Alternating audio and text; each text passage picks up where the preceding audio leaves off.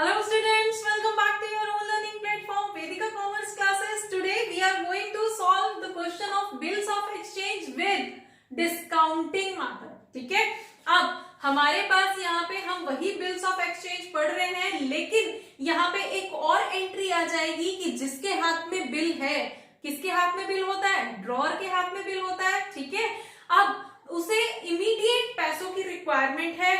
अब वो 3 महीने तक या 2 महीने तक वेट नहीं कर सकता कि जब वो बिल मैच्योर होगा तब उसके पास पैसे आएंगे।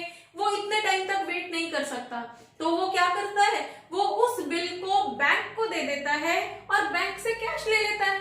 ठीक है, अब बैंक क्या कर रहा है, बैंक उस अमाउंट के बदले में, उस बिल ऑफ एक्सचेंज के बदले में ड्रॉअर को पैसे तो दे देता है, लेकिन वो पूरे पैसे तो नहीं देगा, क्योंकि बैंक को तो अभी 2 मंथ्स 3 मंथ जो भी मेच्योरिटी पीरियड है, उस मेच्योरिटी पीरियड तक उसको वेट करना पड़ेगा।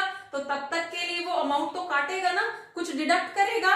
तो यहाँ पे जो डिस्काउंटिंग का मीनिंग है, डिस्काउंटिंग का मीनिंग क्या है कि जो भी बिल ऑफ एक्सचेंज है उसके बदले में बैंक इमीडिएट बेसिस पे आपको कैश देगा, लेकिन उसके लिए कुछ चार्जेस भी काट लेगा।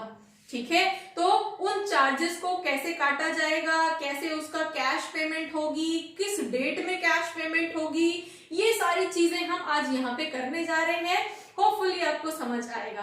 तो उसके लिए हम एक क्वेश्चन ले लेते हैं। Now the question is, Vinod sold goods to Darbar Singh for ₹1000 and उस डेट पे बिल्स ऑफ एक्सचेंज जनरेट होता है for 3 months and same date पे जो विनोद है, जो ड्रॉअर है, वो उस बिल को 3 मंथ्स तक वेट ना करके इमीडिएट बेसिस पे बैंक से डिस्काउंट करा लेता है। तो यहाँ पे हमारी कितनी पार्टीज रोल में आई हैं? हमारा ड्रॉअर जो विनोद है, हमारा दरबार सिंह जो ड्रॉई है, और एक पार्टी हमारी बैंक भी यहाँ पे आएगी। लेकिन अभी हमें बैंक की कोई एंट्री नहीं करनी है, अभी हमें सिर्फ ड्रॉअर के अकाउंट में क्या एंट्रीज होंगी, ड्रॉई के अकाउंट में क्या एंट्रीज होंगी, सिर्फ वही शो करनी है।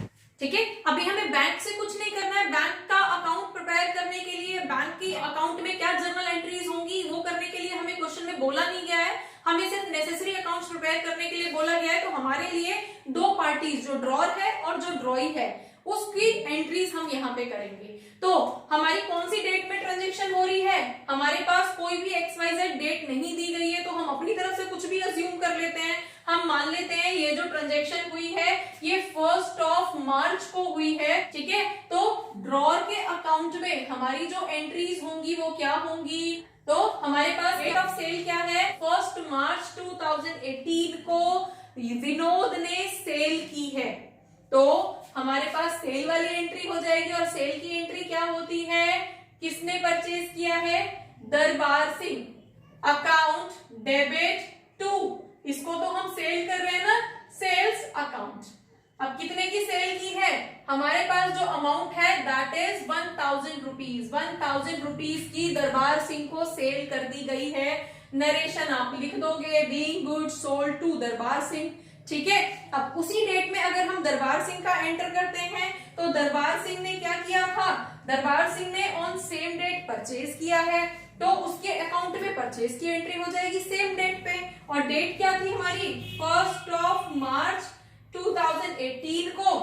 परचेज की एंट्री क्या रहेगी हमारे पास, परचेज कर रहा है, किससे परचेज कर रहा है, विनोद से परचेज कर रहा है, तो एंट्री क्या हो जाएगी हमारे पास, purchase account debit to Vinod. अब विनोद से उसने विनोद अकाउंट, तो कितने का परचेज किया है, 1000 रुपीज का उसने परचेज की है। नरेशन लिख देंगे, being goods purchase from Vinod. Now अब सेम डेट पे जब हमने परचेज की है या सेल की है, उसी टाइम पे हम बिल जनरेट होने की एंट्री करेंगे।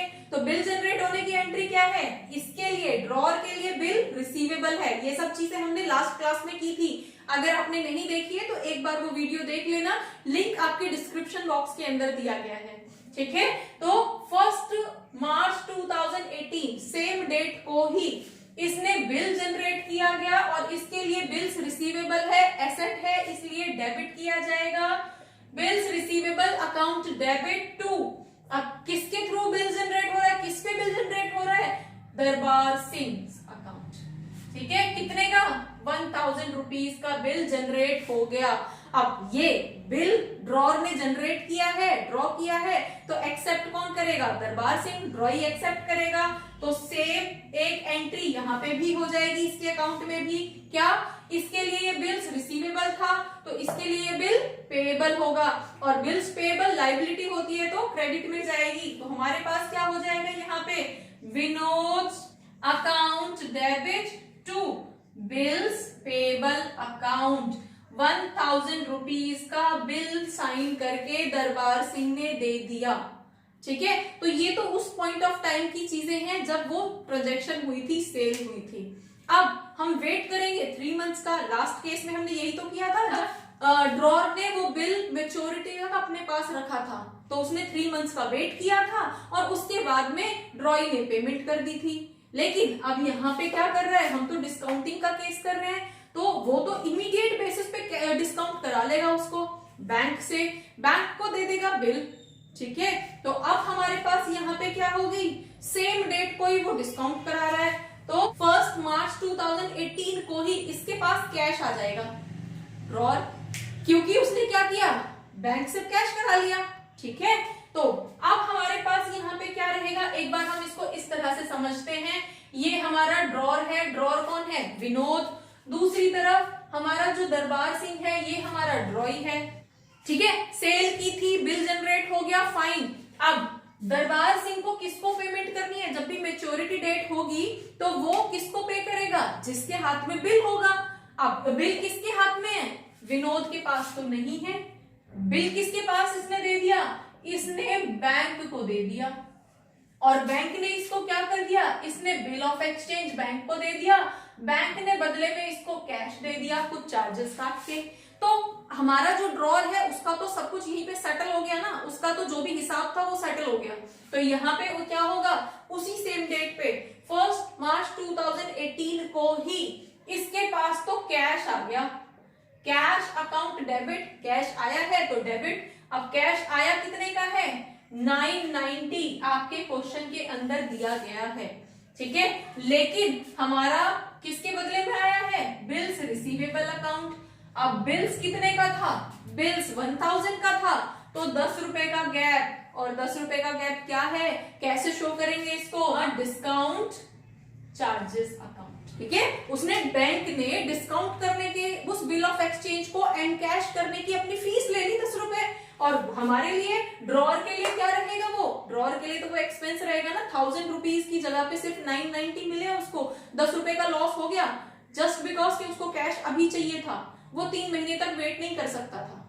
ठीक है, तो हमारे पास ये 3 एंट्रीज ड्रॉर के अकाउंट में होंगी। ड्रॉर का अकाउंट यहाँ पे क्लोज हो गया। अब जब 3 मंथ्स तक वेट किया जाएगा, उसके बाद में ये ड्रॉई जो है ये पे करेगा, और अब ये ड्रॉई किसको पे करेगा? किसके हाथ में बिल है? अब बिल जो है वो बैंक के हाथ में है, तो अब पेमेंट कहाँ जाएगी? अब ये दरबार सिंह बैंक को पेमेंट करेगा, ना कि विनोद को। समझ आया? बैंक के हाथ में बिल है, लेकिन हम एंट्री यहाँ पे कैसे करेंगे? हमारे पास एंट्री जो होगी सेम पेमेंट की होगी। तो हम कितने मंथ्स के लिए लेके चल रहे थे? 3 मंथ्स के लिए। तो हमारी डेट ऑफ पेमेंट क्या होगी? हमने 1 मार्च 2018 को बिल जनरेट किया था 3 मंथ्स के लिए, तो 1 मार्च से 1 अप्रैल, 1 मई, 1 जून, तो जून में जाके उसके 3 मंथ्स कंप्लीट होंगे, और हमारे पास प्लस 3 डेज ग्रेस पीरियड होगा। तो हमारे पास क्या होगा? 1 जून 2018 प्लस 3 डेज, तो हमारे पास क्या आ जाएगा? 4 जून 2018 को फाइनली पेमेंट की जाएगी। तो हम यहाँ पे क्या लिखेंगे?